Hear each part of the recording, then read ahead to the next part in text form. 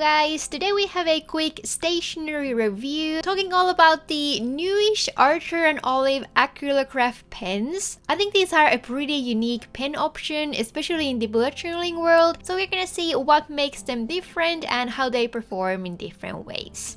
I have two collections of these, both in the smaller 0.7 size, and these are the Cool Fall and Jewel collections. The good news is that they just released these pens individually, so you don't need to buy these collections anymore. You can just shop for individual colors, which is really cool. This video is not sponsored in any way, by the way. No one asked me to film this, but just to be transparent, the Cool Fall collection was given to me for free since I am an affiliate with Archer&Olive, but because I really enjoyed using these pens, I went ahead and bought the other collection with my own money. So yeah, that's that. If you're planning to shop there, I do have a 10% discount code, which helps me a little bit as well, so feel free to use it if you want to, but no pressure whatsoever. So these pens are not like your typical brush pens or gel pens. They are more paint-like. They don't have the gel roll thing at the tip, and the color and consistency is very thick and opaque. You can easily use these with different color papers, so the background doesn't need to be white. I feel like these are pretty much the exact same thing as the Uni Posca markers, if you're familiar with those. I happen to have a few of them, so I did this quick comparison here. The consistency of these pens is super similar, and also you can use them in the exact same ways. But I think the Uni Posca markers are maybe a bit more thick and opaque, but I found that they took a little bit longer to dry. So yeah, there's really not that much difference, but I think the good point about the Acrylograph pens is that these come in various pretty and trendy colors, which is not so much the case with the Uni Posca pens.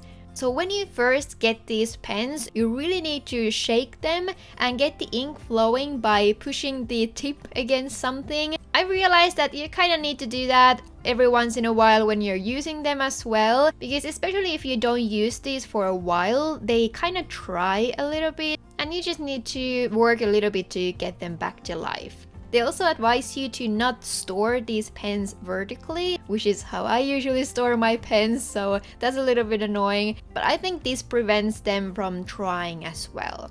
I've had some problems with the ink skipping a little bit while I'm using these, but usually it's only in the beginning, and if you kind of go over the same area a few times, it's all good. However, if your pen tip has completely dried out, this actually happened to me with one of these while I was trying to swatch them. If you've bought the pen collection, you can get 2 of these pen tips for free, and you can actually switch them really easily. So if your tip has completely dried, you can very easily just remove it and switch to the clean tip.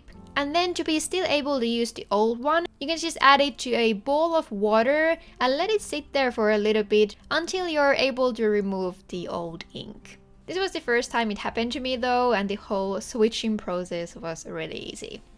So when it comes to actually using these pens, for example in your bullet journal, I personally like to use these for some small accents or title backgrounds. And if you like more doodly style drawings, I think these are perfect to create some cute flowers and other drawings as well. You can also write with these with no problems and create some pretty titles with different colors. I've also used my Uni Posca pens in the past to create some patterns by first coloring a bigger area with the colorful marker and then drawing the pattern on top with the white one. And you can definitely do the same thing with these. If you want to color bigger areas though, I think the larger pen size might be better for that.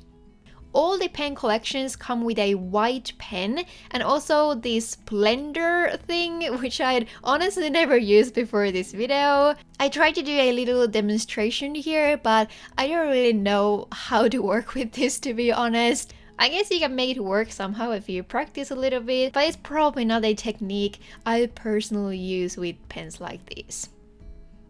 Then, since I know many of you bullet journalers are interested to know how the white pen works and compares to other white pen options on the market, I did this small white pen comparison here as well. I used two different black pens. The first one is my black Tombow brush pen, and the other one is my Tombow Fudenosuke, which I personally prefer to use when I like to create these black title backgrounds in my journal. So first you can see how the white Acrylograph pen works. Then on the second column I used the white Uni Posca marker. And then lastly I used my white Uni gel pen, which I probably tend to use most with these titles, though I absolutely hate how this pen just stops working every 5 seconds and also creates these very annoying bold areas to the center of the letters. You can see that both of the more paint-like markers sink a little bit more into the black background, especially to the water-based Tombow brush pen, but I think the results with the Fudenosuke are pretty good with all of these. Actually, I was really impressed how the Acrylograph pen worked for this purpose, and I might start to use this one from now on because it really gave me the least headache while I was writing these titles. I would say this white pen would also work perfectly to add some white highlights to a watercolor painting, for example, or to be used on some other rougher paper like that I usually don't like to use the gel pen for. Also, one thing I still want to mention is that these take a little bit more time to dry compared to, let's say, your typical brush pens. So if you're using these in your bullet journal, be sure they are completely dried before you close the page or something like that. But yeah, I think that's pretty much everything I can think about. Price-wise, I think these are a bit more on the expensive side. One pen is $5.29 on the Archer&Olive website, but the collections are a bit cheaper with $35 for 9 colored marker and then the blender.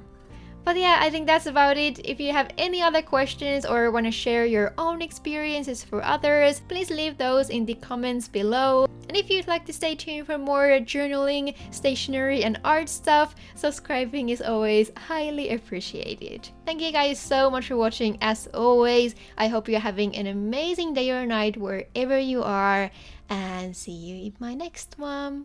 Bye bye!